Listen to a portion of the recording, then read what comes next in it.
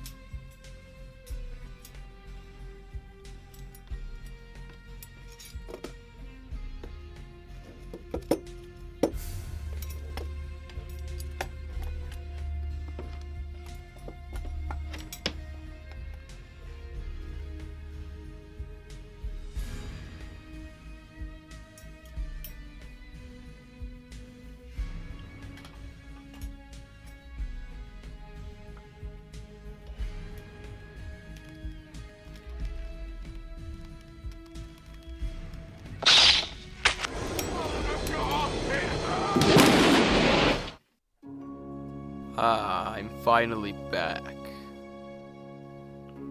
Freddy? The nail-covered Cenobites. How goes it? I've been trapped in that box for what feels like forever.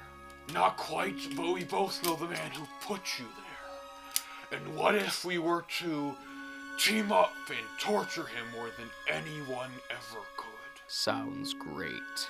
Only question is, when will he be back? 1 minute, 37 seconds later. I'm back, bitch! Oh. Hey, guys. Long time no see. Ready for a year filled with torture and pain? Oh yeah, I can't wait.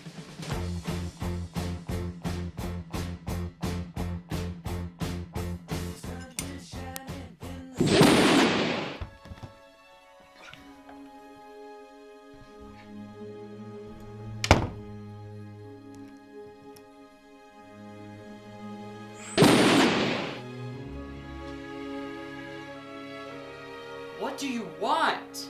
You know what we want.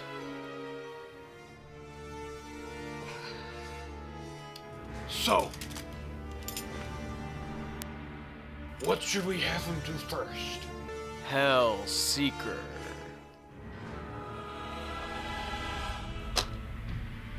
So, what's gonna happen if I say don't? We'll kill you. Duh. Fine.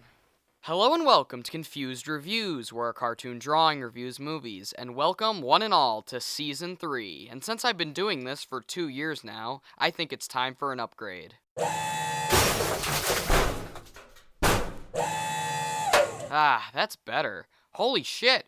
I actually have fingers, not those mitten things anymore. Anywho, it's been around a year since we last visited the chaotic and mostly terrible Hellraiser franchise. So let's start off the third year with a forced review of the 6th installment, Hellraiser: Hell Seeker. Hell Seeker tells the story of Trevor, another heartless, pathetic character who is involved in a car crash leading to his wife's disappearance and him developing amnesia. Oh, and the Cenobites are there and torment him. The usual Pinhead shenanigans. Oh, and this is the second of the direct-to-video Hellraiser sequels, and just like Inferno, the script for this movie wasn't originally a Hellraiser movie. But they needed to slap together another Pinhead piss fest and took another random thriller script and tossed Clive Barker's Babies into it. Pair that with a poster with more red than the Neon Demon, and we're in store for some shit. I mean, hell, I harped on Halloween 6 and Teen Wolf 2 for having low Rotten Tomato scores, but Hellseeker has a whopping 0%.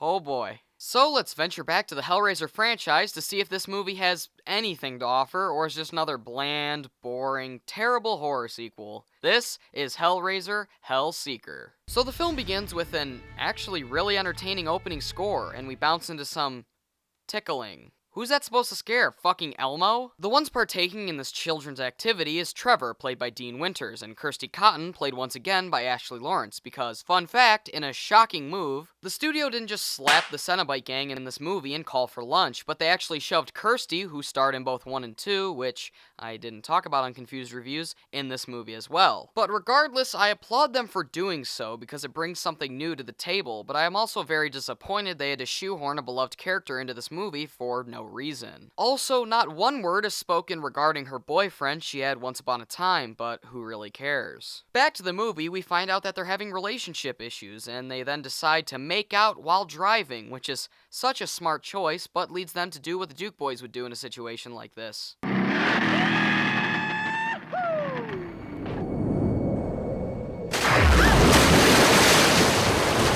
They begin sinking and Trevor gets out just fine, but Kirsty must have been like Nobby in the Brothers Grimsby. I'm getting out after he's taken penalty. Listen to me. Miss it. Take a breath.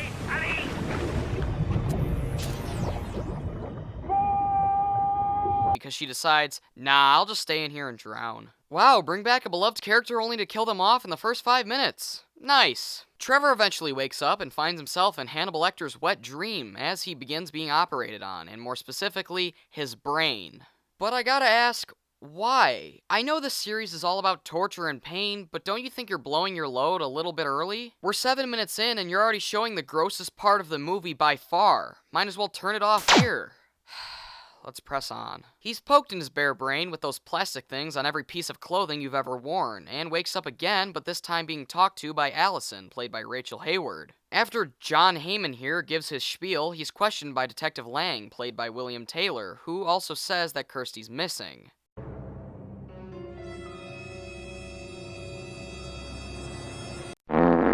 He takes a quick bus ride and is jump scared by a dog. He reminisces with a broken picture frame and uses the magic scene transition lamp and flashes over to his work. He seems to be catching a lot of attention, however. Is that the guy from John Wick?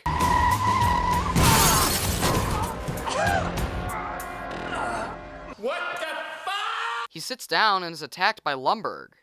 I'm gonna need you to go ahead and come in tomorrow.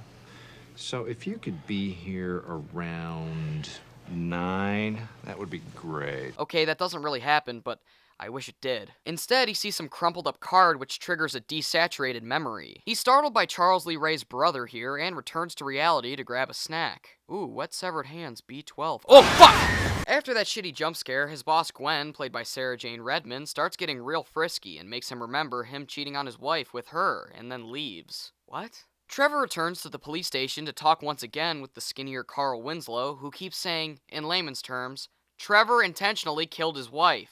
Yeah, this whole thing's kinda stupid, considering that we saw in the opening scene he didn't kill her on purpose. The movie should have started with him waking up, leaving the verdict ambiguous, keeping that question in the back of your mind throughout the whole movie. That or it's something really stupid like it was Kirsty being the killer the whole time. Oh, that's what actually happens. We see the urban Slender Man, who Trevor keeps playing Rear Window with. He then gets a frog in his throat and spits out some water. Seconds later, he spits out a giant slug eel thing. Jeez, the new Xenomorph designs are getting really lazy. Anyways, we get another creepy scene of Trevor with another mistress, but no time for that, we gotta do some more reminiscing like Eminem would. Gwen pops back into the movie and does this weird thing. And we find out Trevor's also into filming his sexual encounters, and this latest one, the Blair Bitch Project, is a big hit. By that I mean he kicks her out and somehow the camera's displaying their sexual acts anyway, and she's then killed in the most Black Christmas way possible. And we see that the Twisty Cenobite and the 50 Shades of Grey Cenobite are there too. He jolts back into the office and his co-workers are not happy at his lack of work. Must be nice, getting paid for doing shit. Michael? Nobody likes a slacker, Trevor, especially Dwight. He heads to get some acupuncture and shows the only true way to get fresh ice. Now that I think about it, I wouldn't mind getting an ice pick to the brain right now, you know, to get away from the shitty movie. Owen Sage, played by Karine De Silva, helps him relive some memories of Alice Cooper, I guess. Not really, as the merchant is actually Doug Bradley. You know, this guy, who rolls over his new Bakugan, which turns into the Lamont configuration. We hop back into reality to see Pinhead finally emerge with shittier effects than the Elm Street reboot. And it's followed up with a stab to the neck, quickly followed by a fake out. Fantastic. After 30 seconds of our favorite nail-covered character, we head over to the police station again just to introduce Detective Givens, played by Michael Rogers, who drops a bombshell on our despicable protagonist. You had nothing. She had a nice little inheritance stashed away for a rainy day. How'd she get it? Fuck if I know, even Trevor didn't know about it. It was apparently partially Frank's, but he died 15 years ago. You think she'd be able to BS some fake backstory in that amount of time. Anyways, Trev was the beneficiary, so he's the prime suspect. Just like he was before, so this adds nothing new. He heads back home, and since it's been 5 minutes, Tawny, played by Jodie Thompson, you know, that chick from a few scenes ago, returns to do the nasty, but she turns into a Cenobite just for another fake out. Oh, and Tawny's dead. And that might be the greatest music choice ever to be put in a motion picture. Pinhead returns because, oh yeah, he's in this movie, and he's gone just as quickly as he appears, as her body's gone, and we bounce over to a new scene in a New York minute. Now, Tawny's alive and well, but apparently she has no idea of what they've done, and now she has a boyfriend. So, Ben Affleck's brother here is confused as fuck. Me too. Ironically. Seconds later, we're thrust back to the police station where the less intriguing Captain Doby keeps repeating the same shit the characters have been saying the whole movie, making it very repetitive and boring. We went from this Jesus wept to this. You think I did it? Hey, I'm on your side here. Why don't you pick a random horror script with more going on? I want to see someone get ripped to shreds with chains, not this murder mystery crap. Anywho, we see Trevor have a vision of some cop folding an origami box, which triggers the memory of him buying the puzzle box from Pinhead, I mean the merchant. The next day is Bring Your Detective to Work Day as he shows Trevor the puzzle box. It looks familiar, you know, like most things these days. I think it was in the car. I think we may need a second opinion. Mel, what do you think? No shit, Sherlock. Precisely. He heads back to Sage just to be stabbed to a fake-out, only to be awakened in an ambulance. You're riding on a bus, and then you just collapse onto the floor, out cold. Okay. So? Anyways, he's back at the hospital, and get this. Allison doesn't exist. Now, movie, you continue to shove plot threads and fake-outs down my throat, but what I assume you're forgetting is that I don't care. There's nothing here keeping me invested or caring about Trevor. Give me some stakes. Maybe if he doesn't find out what's real or fake, Pinhead will take his soul, kill everybody he loves, or destroy the universe. I don't know, anything would be better than what you're doing. Nothing. Trevor's as sick of this movie as I am, and he finds a janitor, and then Allison, who gives a little motivational speech. Only for the janitor to help Trevor realize the truth that we knew a minute ago. She's not real. He then starts having a serious mental breakdown, only to return to the merchant's warehouse, and begins shouting at Pinhead in a puddle. Seriously. You killed them. And now you're trying to pin it on me. I get it. Pin? No? Anyone? Okay. Pinhead shows off the real killer through the puddle, and the sight of his own face sends Trevor into a fit of rage. Come on, Trevor, you're not that ugly. Don't be too hard on yourself. Eventually, his dumbass friend reveals that he was supposed to kill Christy, and then the two would split her money. But what did this dick fart do to contribute to anything? Was Trevor having one of his famous headaches one day and was like, I'm thinking about killing my wife, and then his friend was like, can I have half her money? And then he handed Trevor an Advil, so he was like, that cured my headache, so sure, you can have half. Back at the standoff. I don't know what you're talking about. I know, heard it. Gotta tell you, buddy, the amnesia routine's starting to get a little fucking old. And the fake-out routine's getting a little fucking old, too. Anyways, he shoots himself, which doesn't make any sense. You can't spend the money if you're dead. He returns to the acupuncture place again just to see that Sage has been picked off, and someone tries entering. So Trevor does the dumbest possible thing, pulls the ice pick out of her head to use as a weapon, and as you'd expect, it was Lang and a bunch of cops, who promptly arrest him. But they don't seem to be all that interested in the other handful of bodies, as now that the movie's almost over, they found Kirsty's body. And being it's been underwater for a long-ass time, I can only assume it looks like that pile of garbage Jim Carrey found in The Mask. They head downstairs, which looks like the ending of Halloween 6, which surprisingly has its own torture chamber, and Lang locks Trevor behind his own special gate. And just when you think this pile of shit couldn't get any more weird and confusing, Lang turns into Johnny Knoxville's character in Men in Black 2, and Lang and Givens were the same person the whole time, I think. He runs away from another dead-end plotline just to enter the morgue as an earthquake erupts and Pinhead returns. He gives this movie's 9 millionth speech about the past and someone finally gets stabbed by hooks. But, Overcomplicated and really dumb explanation time. Turns out Kirsty did have something to do with this mess of a movie, because originally, coincidentally, one of the few survivors of Pinhead's bargain bullshit would eventually be reunited with it because Trevor wanted to make killing his wife challenging as all hell, so he could take her money for himself. But since Kirsty and the Cenobites are buddy-buddy, she negotiates this master plan. What if I make you a deal? Interesting. I will bring you 5 souls in exchange for mine. So yeah, Kirsty was the kinda killer since the beginning. Nice one. Thanks. Not quite. You guys remember this? The killer is amongst us. Yes. Unless Kirsty is the puddle itself, you guys fucked up.